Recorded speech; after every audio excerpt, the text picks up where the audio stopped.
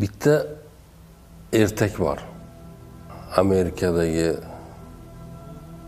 darsliklarda tarjima qilib qo'yishgan deyishadi. Qizil tojli bir tovuq haqida.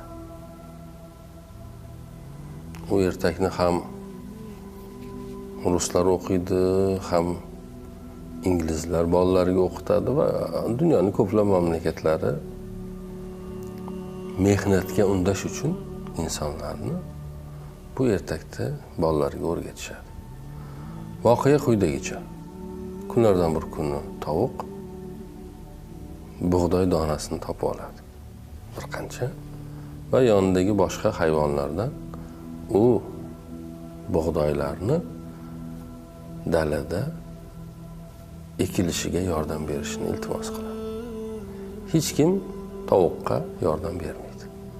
Tovuq o'zi ekadi, o'zi o'stiradi, qiynalib mehnat qiladi, vaqt kelganda o'radi, tegirmonga olib boradi, un qiladi. Non qilganda, bir ajoyib hid kelganda, boshqa hayvonlarni tomog'i taqillab turganda tovuq aytadi, "Istaysizlarmi sizlarga ham beraman" desa, hammasi "Ha" deganda, "Yo'q, bermayman" deydi. Chunki sizlar mehnat qilmadinglar deydi. Mehnatdan qochib, faqat rohatini ko'rmoqchisizlar. Bu imkonsiz-ki deydi. Hayotda har doim mehnat qilasiz, rohat qilish uchun. Bo'lmasa imkonsiz. Bu bilan ham inglizlar, ham ruslar, ya'ni yoshlarga bir narsaga erishish uchun albatta mehnat qilish kerakligini uqtirishmoqchi bo'lishadi.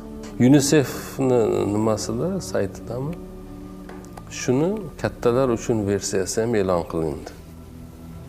Kattalar uchun yozilgan talqinida quyidagicha o'zgarishlar bor. Bu yerda ham o'sha qizil tojli tovuq bug'doy topib oladi va boshqa hayvonlardan yordam so'raydi. Masalan, o'rdakni oldiga boradi. O'rdak, menga yordam ber, men bug'doy ekmoqchiman desa, o'rdak aytadi, nima qilasan? Bug'doy ekib, qahva ek deydi. Keyin cho'chqani oldiga boradi. Cho'chqa, menga yordam ber, bug'doy ekmoqchiman desa, u ham aytadiki, nima qilasan bug'doy ekib? Hozir rusum bo'lgan, moda bo'lgan qahva ek deydi.